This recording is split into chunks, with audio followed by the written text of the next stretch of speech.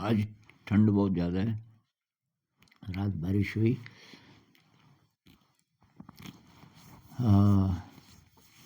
अभी मेरे हाथ बहुत ठंडे हो गए एकदम। सुबह है अभी बाहर, अभी ठीक से उजाला नहीं हुआ। तो एक भाई साहब ने कुछ पूछा है। वो कह रहे हैं कि जब कोई आपको धोखा दे, चाहे वो फल वाला हो या कोई रिलेटिव हो, तो मुझे बहुत गुस्सा आता है कि गुस्सा क्यों आता है मुझे। और मुझे कि ऐसा लगता है कि मैं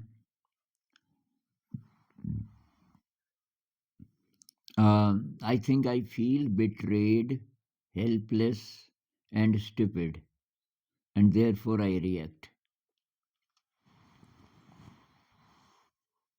तो ऐसा नहीं है भाई कि आप जो बोल रहे हो कि आई स्टूपिड हेल्पलेस, ऐसा नहीं। ये तो सामान्य वृत्ति है इंसान की। कोई हमें धोखा दे तो सामान्य एनर्जी लेवल पे गुस्सा आना स्वाभाविक है। लेकिन आप अपने एनर्जी लेवल को अगर बढ़ा सको तो तब आप आसानी से क्षमा कर दोगे। बहुत ज़्यादा एनर्जी लेवल है तो शायद आपको खुशी होगी जब कोई चीट कर दे। कबीर साहब कहते हैं ना, कबीरा आप ठगाइए और न ठगिए कोई। आप ठगे जाओ तो ठीक है, आप किसी को मत ठगो। आप ठगे सुख उपजे और ठगे दुख होए। जब कोई आपको चीट करे तो कि उससे अच्छा लगता है। ये वो किसकी बात कर रहे हैं? बहुत हाई एनर्जी लेवल, कोई कह लीजिए संत के लेवल का कोई इंसान है तो उसको खुशी होगी। अब खुशी क्यों होगी? मान लीजिए फल वाले ने आपको धोखा दे दिया, आपको खराब फल दे दिए। तो अब एक रिएक्शन ये है कि बेचारा गरीब आदमी, उसके फल बिकने वाले नहीं थे। अब उसने मुझे दे दिए, मैंने उसको पैसे दिए। वो पैसे उसका अतिरिक्त तो फ़ायदा है क्योंकि ये फल तो फेंकने पड़ते उसको। अब मैं तो और खरीद लूँगा, मैं तो समर्थ हूँ। लेकिन वो बेचारा एक अप्रोच ये हो सकती है। दूसरी अप्रोच ये है कि उसने मुझे चीट कर दिया, मेरे इतने पैसे बेकार चले गए। तो क्या करें? तो अपना एनर्जी लेवल बढ़ाएँ, उससे क्षमा भाव बढ़ता है धीरे-धीरे। एक कहानी मैं पहले भी सुना चुका हूँ। तो एक आश्रम में मैं था गुजरात में, तो वहाँ फिर कुछ लोगों से, पुराने लोगों से दोस्ती हुई। वहाँ एक बाबा जी थे, जो रोज़ थोड़ी देर प्रवचन देते थे। ये गुजरात की बात है।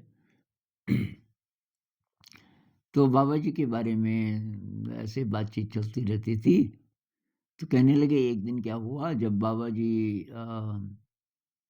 ये प्रवचन देते हैं दिन में करीब वो शुरू करते थे 12 के आसपास, 12 से 1 डेढ़ बजे तक, और उसके बाद तब लंच होता था। तो उस समय सब तो वहाँ रहते हैं, लेक्चर सुन रहे होते हैं हॉल में। तो बाहर खेत हैं। बाबा जी मतलब किसान किसान भी थे, और तो उनके खेत थे आसपास। उसके बीच उन्होंने ये एक हॉल बना दिया और उसमें प्रवचन होते थे। तो उनके नारियल के पेड़ थे बहुत सारे। तो एक दिन क्या हुआ कि कोई चोर आया और उसके पास एक बोरी थी और उसने वो आधी करीब भर ली थी। 1-2 पेड़ पे चढ़ा होगा। तब तक वो लेक्चर ख़त्म हो गया तो ये चोर थोड़ा छुप गया शायद। छुप गया क्या मतलब चुप हो गया, था तो पेड़ पे चढ़ा हुआ, नीचे नहीं उतर पाया। तो कुछ देर में किसी की नज़र पड़ी। उसने कहा, "अभी तू क्या कर रहा है यहाँ?" अब वो बेचारा डर के मारे कुछ न बोल पाए। फिर उसने देखा कि इसकी बोरी है नीचे, अच्छा कि नारियल चुरा रहा है। अब वहाँ भीड़ जमा हो गई और एक ज़रा ज़्यादा ही गुस्सेबाज़ था। उसने कहा, "पहले मैं इसकी पिटाई करता हूँ, आ जा के नीचे। नीचे नहीं आएगा तो मैं ऊपर चढ़ूँगा, तेरे को वहीं पीटूँगा। चल नीचे उतर।" अब वो बेचारा नीचे तो उतर गया, पर इससे पहले कि ये उसकी पिटाई करे, और लोगों ने बोला, "यार बाबा जी को पूछना चाहिए, अपने आप मत करो कुछ भी।" उसने कहा, "बाबा जी को पूछते रहेंगे, ये इसने नारियल चुराया यहाँ कि इसकी हिम्मत कैसे हुई?" कि नहीं, बाबा जी को पूछना ज़रूरी है। तो तब कोई गया, बाबा जी को बुलाया। बाबा जी आए, वो बेचारा बहुत डरा हुआ, जिसने नारियल चुराए थे। तो बाबा जी ने काफ़ी प्यार से पूछा कि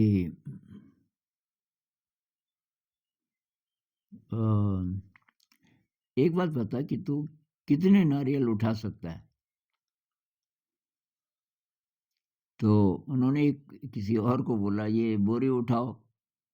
उसने उठाई बोरी। "कितना होगा इसमें?"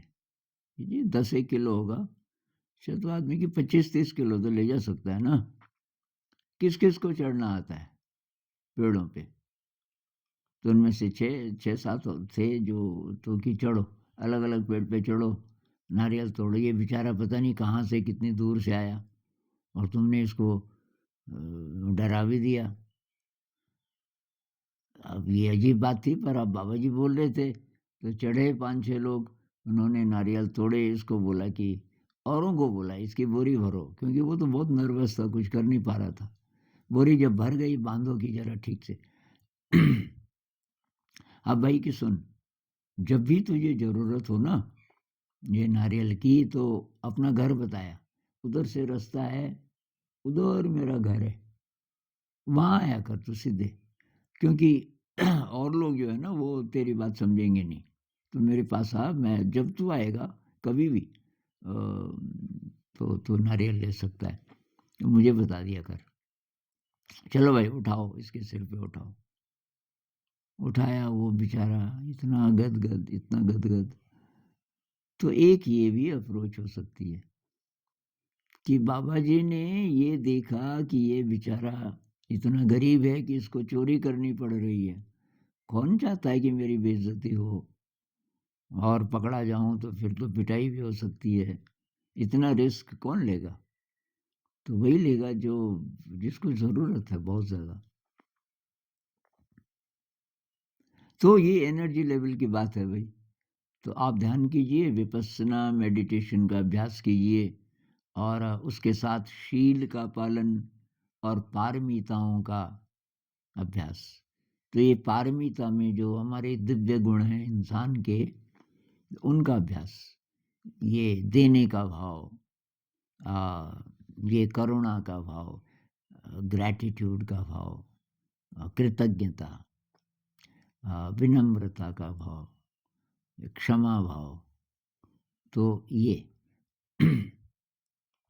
और शील में आता है कि अ, कोई नशा नहीं करना, चोरी नहीं करना, झूठ नहीं बोलना, हिंसा नहीं करना इत्यादि।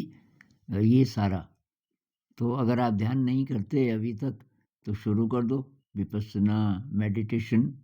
मैं वही रिकमेंड करता हूँ, मेरे लाइव वाले सेक्शन में जाना, और उसमें 20 से ज़्यादा वीडियोस हैं गाइडेड मेडिटेशन के, और उस 4-5 को सुन लेना, उनमें से जो भी आपको पसंद आए उसको लगा दो, और वहाँ इंस्ट्रक्शन है, और ध्यान करना शुरू कर दो।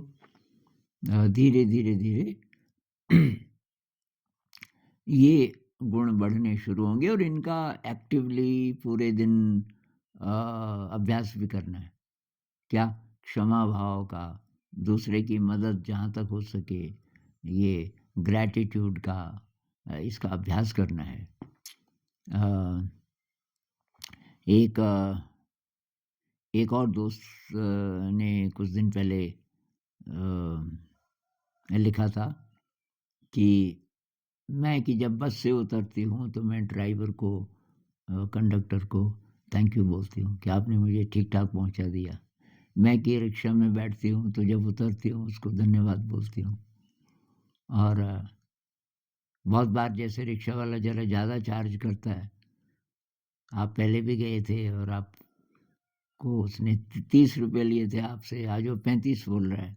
कोई बात नहीं, गरीब आदमी बेचारा, दे दो उसको और कि फिर मैं धन्यवाद भी बोलती हूँ। कोई महिला थी, तो ये भई इससे आपकी एनर्जी बढ़ेगी। अगर आप क्षमा करो, आप ट्राई करना, किसी ने चीट किया, आपने उसको क्षमा कर दिया और उसको बोला कि भई तेरा भला हो, तो आपकी एनर्जी बढ़ेगी, बाद में आपको अच्छा लगेगा। और जब हम गुस्सा करते हैं, झगड़ा करते हैं, बाद में हमें खराब लगता है। तो अब किस लेवल की चीटिंग है? ज़िंदगी और मौत का सवाल है, तब तो कुछ करना पड़ेगा। अ, मान लीजिए कि माँ बीमार है, आप दवाई लेने गए और उसने नकली दवा दे दी और रास्ते में किसी ने बोला कहाँ से खरीदी कि वहाँ से कि यार गड़बड़ दवाइयाँ भी हैं, उल्टा असर भी हो सकता है। और तो ऐसे केसेस में भी अब झगड़ा करने से तो कोई फ़ायदा नहीं, पर उसको बोल सकते हैं प्यार से कि यार ये तो ठीक नहीं है, क्योंकि इससे तो किसी की जान भी जा सकती है। आप बहुत महत्वपूर्ण काम है ये तो दवाई देना। बोल सकते हैं अगर उससे उस पे फ़र्क पड़े। लेकिन अंदर से मैत्री, अंदर से मैत्री, सब अलग-अलग आत्माएँ हैं ना। ये एक्सपेक्ट मत करो कि सब लोग मतलब उनको अच्छा ही व्यवहार करना चाहिए। नहीं है वो एनर्जी लेवल लोगों का, वैसा संस्कार नहीं है, तो क्या करें? आप अपने को ठीक रखिए और कोई चीट करे, उसको क्षमा कर दीजिए। नमस्कार।